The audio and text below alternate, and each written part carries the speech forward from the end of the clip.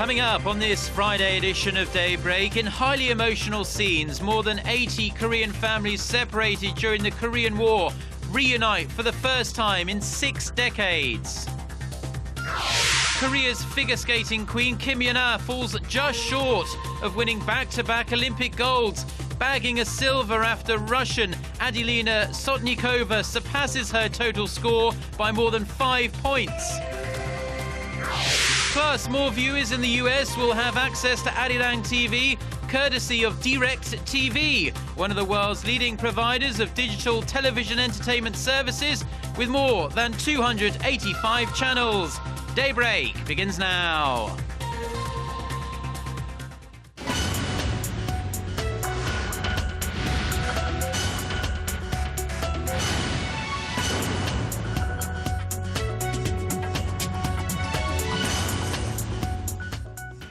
Thanks for joining us. To all our viewers here in Korea and around the world, it's 6 a.m. on Friday, February 21st here in Seoul. You're watching Daybreak and I'm Choi Yu-sun. More than 80 Korean families had their dreams become reality on Thursday, meeting their long-lost family members in North Korea for the first time in 6 decades. Our Kim Ji-yeon reports on a highly emotional event. Thank God you're still alive. These were the first words from 52-year-old South Korean Park Young-kwon as he embraced his North Korean elder brother Park Yang-soo for the first time in decades. Park Young-kwon was one of the South Korean individuals chosen to travel to North Korea's Mangkungang resort on Thursday to meet with long-lost family. They represent the first cross-border reunions in more than 3 years. Park's elder brother was taken to North Korea while sailing on a ship in 1972, and for more than 4 decades, his family didn't hear a single word from him. Leading up to Thursday's meeting, Park struggled to put his feelings into words. My parents passed away not knowing how their son was doing. My parents couldn't tell anyone what they were really feeling. The feeling of losing your child like this isn't something one can fully comprehend. Park and 81 others from the South are scheduled to meet with separated family members on 6 separate occasions for a total of 11 hours before returning to South Korea Saturday afternoon. The second round of reunions will begin 1 day later and run through Tuesday, where 88 North Koreans will reunite with around 360 of their estranged relatives from the South. There are currently tens of thousands of South Koreans on a waiting list to meet one last time with their loved ones in the North, and hope is dwindling. Many of those seeking reunions are well into their 80s and 90s, and many more have already passed away, never getting that final chance to speak to and embrace those they love and miss the most. Kim Ji-yeon, Arirang News. South Korea has slammed Japan for considering plans to re-examine a statement issued by the Japanese government in 1993 in which Tokyo apologized for its military's coercion of women into sexual slavery during World War II. An official from Korea's foreign ministry said questioning the coercion of victims and the Japanese military's management of the brothels is unacceptable and demanded that it withdraw from launching a government-led team to review the statement.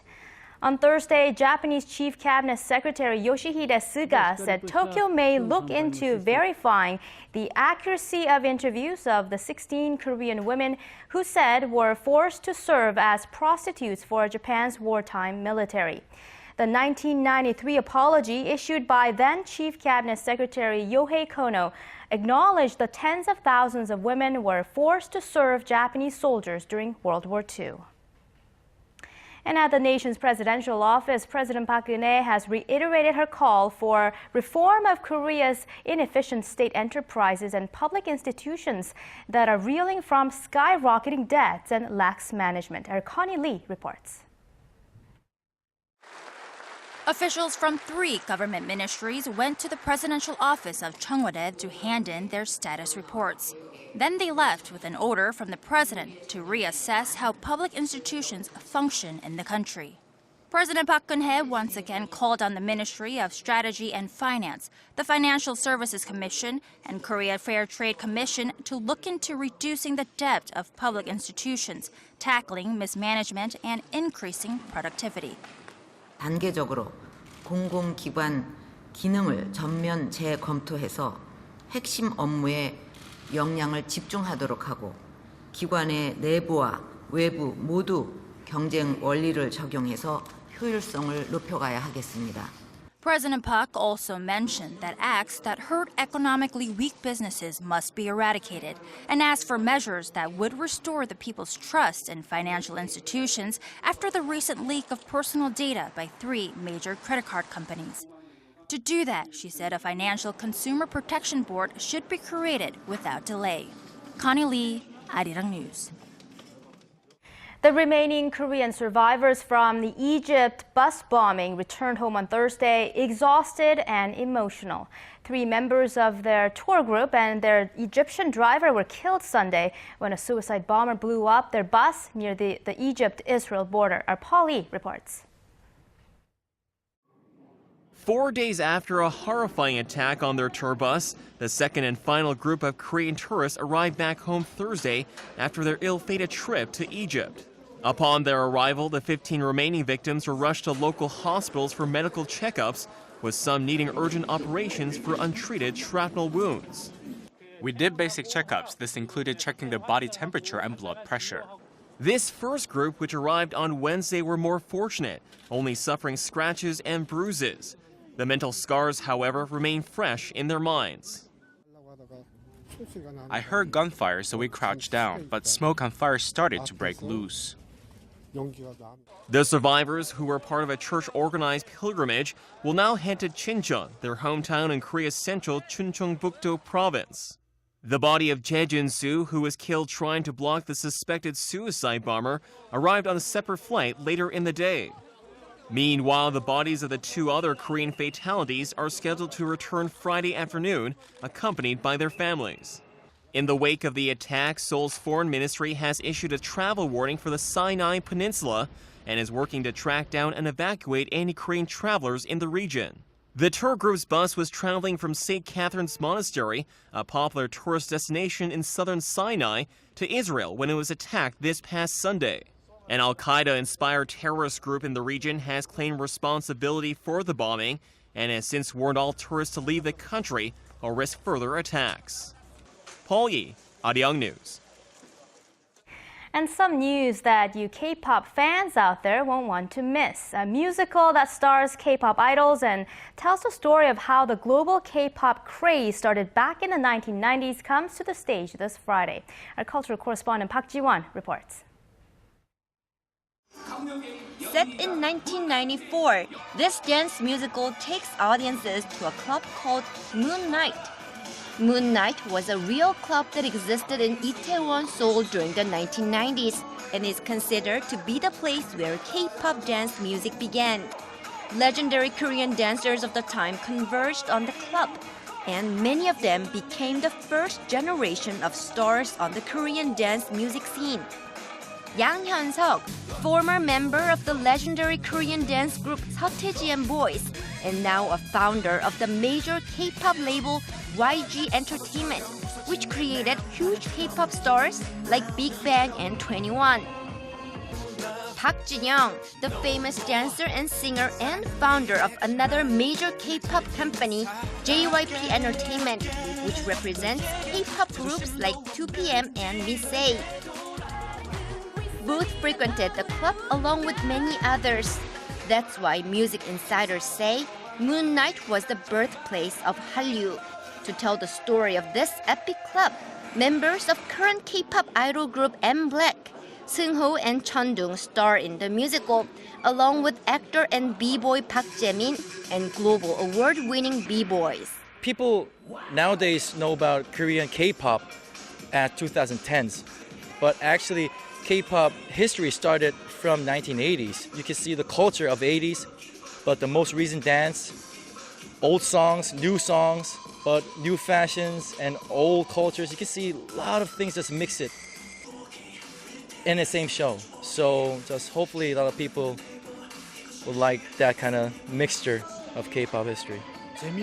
The musical provides everything from flashy dance moves to heart-touching scenes, so I hope audiences can have fun and enjoy themselves for the 100 minutes of the show's running time. The musical opens this Friday and will run until March 23rd at Sejong M Theater at the Sejong Center for the Performing Arts. 박지원, Arirang News.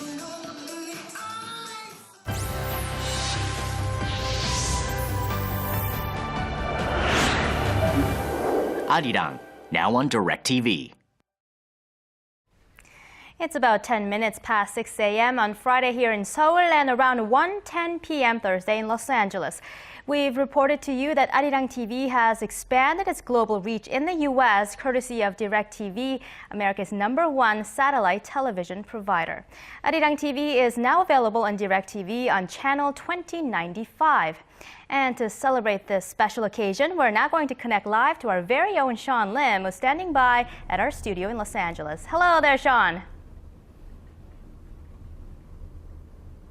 Well, hello, Yusun. Many DirecTV customers in the United States may be happy to see Arirang TV in their channel lineup. Now, DirecTV, which is based here in Southern California, is a satellite-based television service that competes with cable TV. And starting as of yesterday, Arirang becomes one of DirecTV's public interest channels. So that means subscribers don't have to pay any extra money to enjoy Arirang TV programming.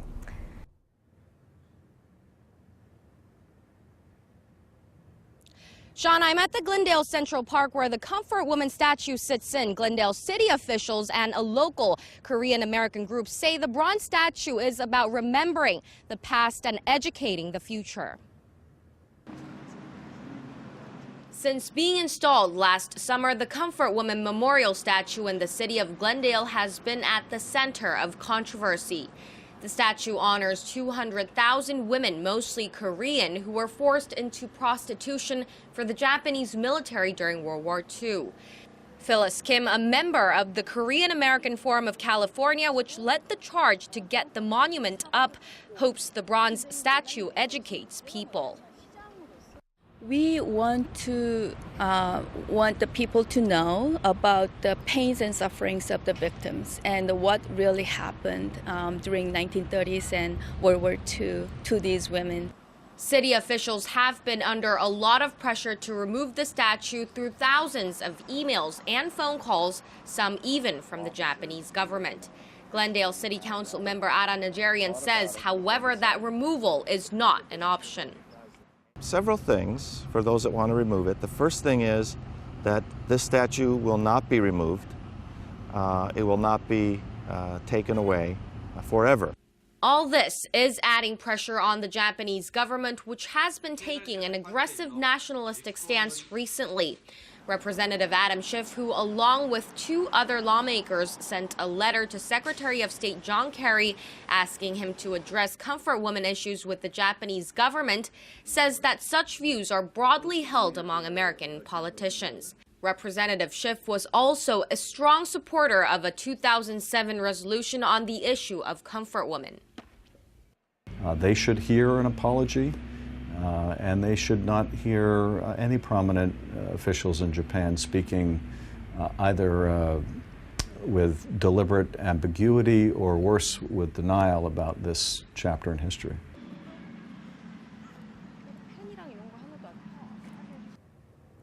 And many residents here in Glendale say they're proud that the community they're included in is acting on an issue that needs recognition, putting the risky nationalism in Japan in an even riskier position. It's good. In Glendale, we have a lot of Asian community, the people, and they live here. We love to have them, so why not be supporting them? I think the concept of it is really great. I think that if it's something that needs to be recognized and apologized for, then to have a piece of work to represent something like that is pretty awesome. To be in a neighborhood where we can say they did it here, which is kind of special.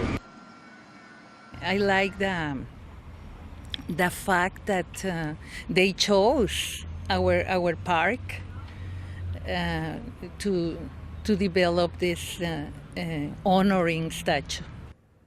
The local Korean-American group is aiming to set up more comfort women statues in other cities, but it's kept as a top secret as they're facing strong opposition. Sean?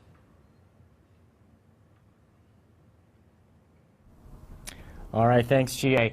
In another hot issue here in the U.S., a new law in the state of Virginia to reform school textbooks seems imminent. Our Kim Han-ol over in Washington, D.C. has more on the grassroots efforts to adopt the proper usage of the name EC when describing the body of water separating Korea and Japan. Han-ol.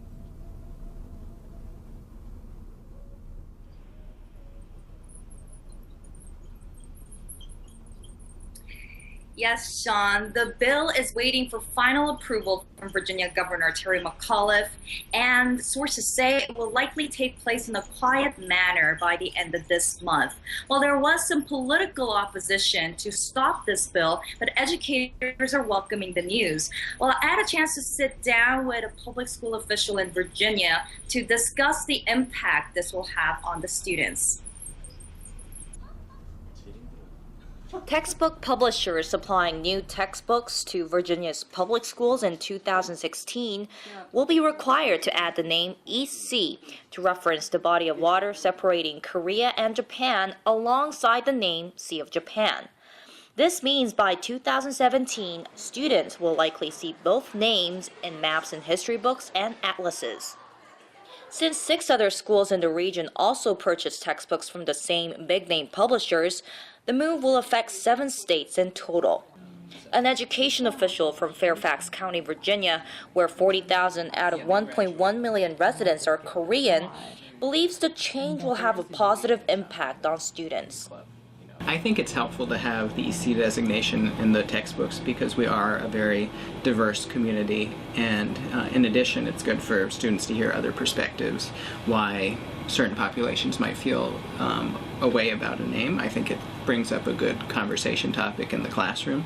High support from Korean American voters in electing Virginia's new governor also played a role in passing the bill.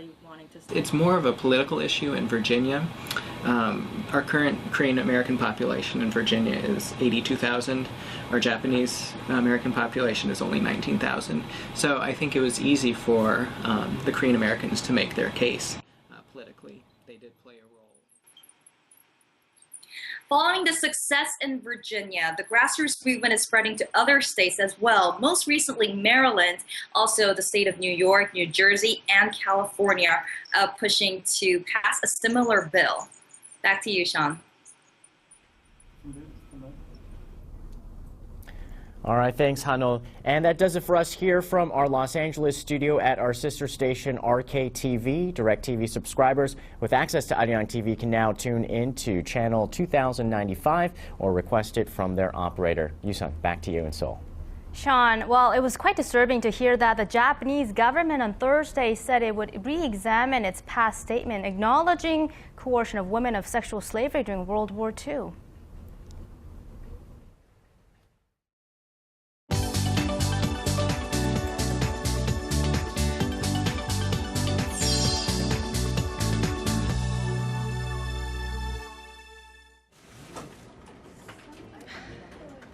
Good morning, everyone. We start with the world news in Ukraine, where there has been a dramatic escalation in the violence between protesters and riot police in Kiev, with at least 21 people reported killed. Amid the worsening unrest, the European Union has decided to impose sanctions on Ukrainian officials responsible for violence and excessive force. Reports say live rounds were fired during Thursday's clashes, with protesters also throwing petrol bombs and police using water cannons. President Viktor Yanukovych blames the opposition for resuming the violence, accusing it of using the Wednesday's short-lived truce as a way of playing for time to regroup. Officials say 67 people have now died in violence since Tuesday. Now, some positive developments have emerged from international talks on Tehran's disputed nuclear program. Iran has agreed a framework for talks with world powers in Vienna on a deal to limit its nuclear activities. Tehran and 6 world powers, the United States, China, Russia, Britain, France, and Germany, agreed on Thursday on the framework for the next 4 months. The next round of talks will take place on March 17th, again in Vienna. The West wants to eradicate Iran's capability to build nuclear weapons, while Tehran is aiming to have tough international sanctions lifted. Despite the good start, experts say the process will be a complicated one. The deadline for a final permanent agreement is July, but there is the option for an extension if need be. And moving over to Japan, the operator of the stricken Fukushima nuclear power plant says 100 tons of highly contaminated water has leaked from the plant due to a malfunctioning storage tank. Tokyo Electric Power Company says the water contains 230 million becquerels per liter of highly radioactive substances, an amount that greatly exceeds government limits. TEPCO says it's highly unlikely the radioactive water reached the nearby Pacific Ocean, but expressed sorrow for causing concern. The company has installed about 1,000 fuel cooling storage tanks since the nuclear accident in March 2011. In another Asian city, it's the high level of air pollution raising concerns. Beijing issued its first pollution alert Thursday as weather authorities are forecasting heavy smog over the next 3 days. The Chinese capital is under a so-called yellow alert, the second highest level out of a 4-color-coded system introduced in October last year. Beijing's Environmental Protection Agency said the concentration of fine dust particles was at 318 micrograms per cubic meter as of 5 p.m. Thursday. The U.S. Embassy had it slightly higher at 347. Anything over 300 is considered hazardous. Authorities are asking the elderly to refrain from outdoor activities, for people to use public transportation, and to wear masks. Now that wraps up the world news for this hour, but I'll be back with more later in the day.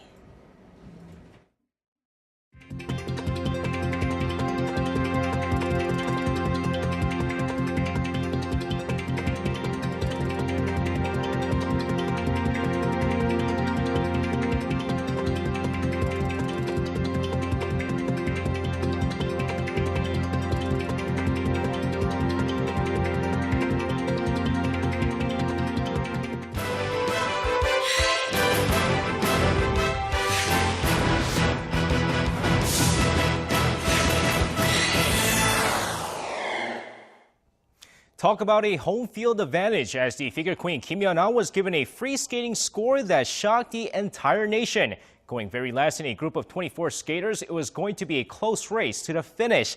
Despite a near-flawless performance on the free skating program, the 2010 Vancouver gold medalist was given a 144.19 for a total of 219.11 and wins the silver medal. And despite a noticeable mistake on one of her landing, Russia's Adelina Sotnikova scores a 149.95 in the free skating program as she claims the gold medal after scoring a total of 224.59. Now, Italy's Carolina Kostner would finish third in the event after scoring a 142.61 in the free skating program, as many fans are questioning the scoring made by the judges in this event. And with that, moving over to the current medal count after 13 days of competition in Sochi. And as we take a look here, we see that Norway is in control with a total of 10 gold medals so far, with the U.S. moving up to second with 8 gold, followed by Germany with 8 gold medals, but just 16 overall medals. Russia now has 7 gold medals, and Canada in 5th with also 7 gold medals. Meanwhile, with Kim Yeon-ah's silver medal, Korea now sits at 15th with 2 gold, 2 silver, and 1 bronze medal. Now, as we edge closer to the climax of the 2014 Winter Olympics in Sochi, the spotlight gradually shifts over to the next host city, the Korean resort town of Pyeongchang. To hear what Pyeongchang has learned from Sochi and what to expect during the closing ceremony, Arirang News' Song Ji-san sat down with the head of Pyeongchang's organizing committee. For the over 200 personnel dispatched to Sochi from Pyeongchang, nothing is too big or too small to go unchecked or unobserved. The pressure is on, as in less than 4 years' time, the eyes of the world will be focused on whether Pyeongchang is ready to take up the mantle as an Olympic host city. As the next in line, how would the chief organizer of Pyeongchang 2018 rate the way the Sochi Games have been run?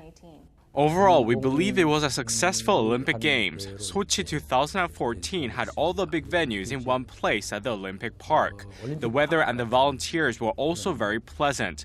Pyeongchang is more compact due to the fact that all our clusters are within 30 minutes of each other. But after studying the way it is organized here, we want to reinforce the efficiency of our venues.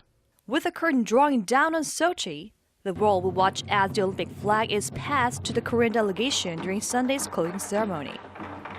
The ceremony is expected to culminate with a grand performance of Korean dance and various mixes of Korea's traditional song, Arirang. Korea is relatively less well known than many other countries around the world, so we want to incorporate that mysterious Oriental side when introducing Pyeongchang. And as Pyeongchang 2018 marks the 30th anniversary of this whole Summer Olympics in 1988, we want to portray Korea, now a developed country, from a country that was catching up with others 3 decades ago. Kim adds it is crucially important Korea does more than just host the games. He says the nation's athletes need to win medals. Aside from everything else, what really counts is how well the host country's athletes do. Russia has succeeded in that up until now, and I want to stress that Korea must work together to boost our chances. I've seen the potential we have, not just in skating but in winter sliding events and freestyle skiing. I'm sure Korean athletes can make Pyeongchang their stage in 4 years' time. 송지선, Arirang News, Sochi. And that's going to do it for me. This has been SJ. Back to you, Yuzun. All right, thank you, SJ. And those are the stories we have for you at this hour. Thank you for watching.